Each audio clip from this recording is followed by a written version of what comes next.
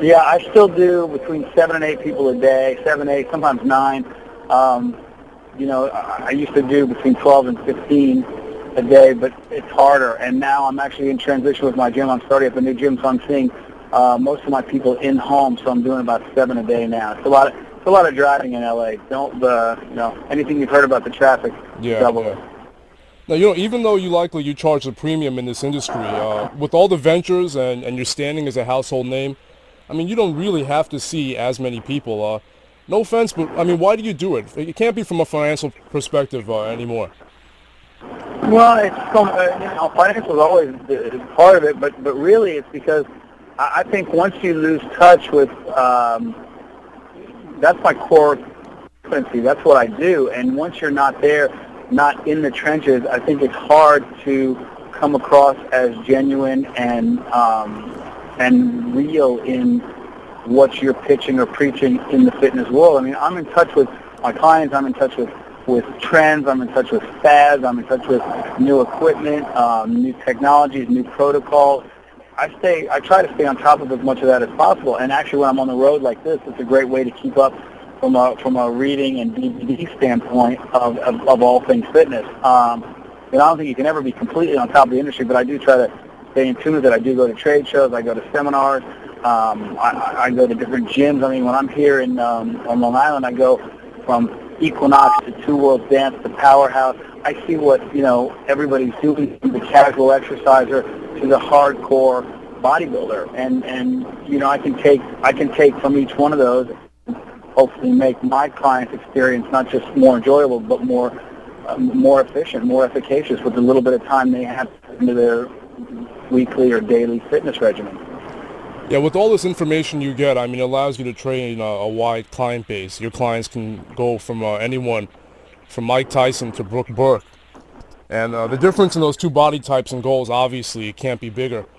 But we always hear about the importance of trainers to specialize.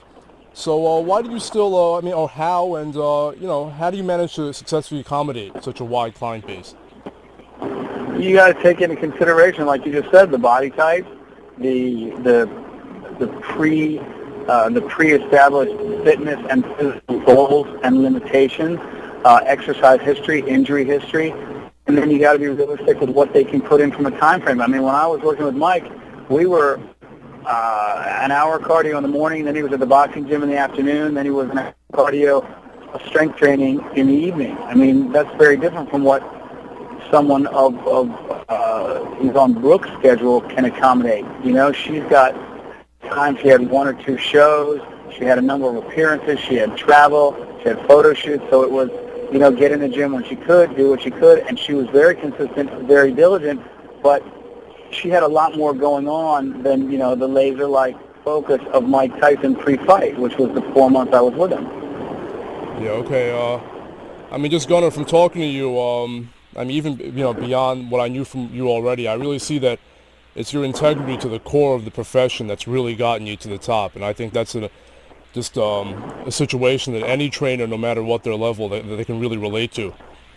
I think the minute you lose focus of what you're doing and you start trying to leapfrog or stray from what you really do well, I think you're going to set yourself up to fail. You got to stay true to the training, and that means, and I believe that means you got to stay in shape yourself, practice what you preach. I'm not saying don't go out and have ice cream or drinks or whatever it is that's your vice, but you've got to build it into your day, just like you tell your clients. I don't have my clients weighing and measuring their food and getting on the scale every day and eating only from whole foods, and I don't have them doing that kind of thing. I have them doing something that's realistic and that can fit in with their life, because that's where it's going to pay off. Yeah, okay. So Gunnar, I mean, just on behalf of all the trainers out there, I want to thank you. You're one of the reasons that I got serious about personal training, and I'm sure that's true with a lot of other trainers. And I think a lot of our clients, from seeing you on TV and with your clients, that motivates them to go into the gym and look for a trainer themselves. So I think every trainer owes you a debt of gratitude. Well, I mean, that's a two-way street. Remember, I do this because it gave back to me so much, and I was in the gym. I was in the gym today. My workout after I saw my client split my own workout in before the car to the airport, and there were two trainers there who I know. They've written books. They've done a lot of things in the training world. And we got to work together and have some laughs, and that's the kind of camaraderie and the kind of brotherhood / sisterhood that exists in this industry. And if everybody's okay with sharing, there are not only enough clients out there, but there are enough opportunities out there, and you're spreading it. It's the ones who hole up and they don't want to share and they don't want to give back. They don't want to make contact with the others. Everybody should be giving up. I mean, I'll talk to anybody. I love hearing what they're doing. I don't mind telling them what I'm doing, and I don't think any of that stuff is proprietary. I mean, it's all out there. Oh yeah, this is unbelievable. All right, thank you again, Gunnar, for taking the time to talk to me today. I appreciate it. You're doing great work.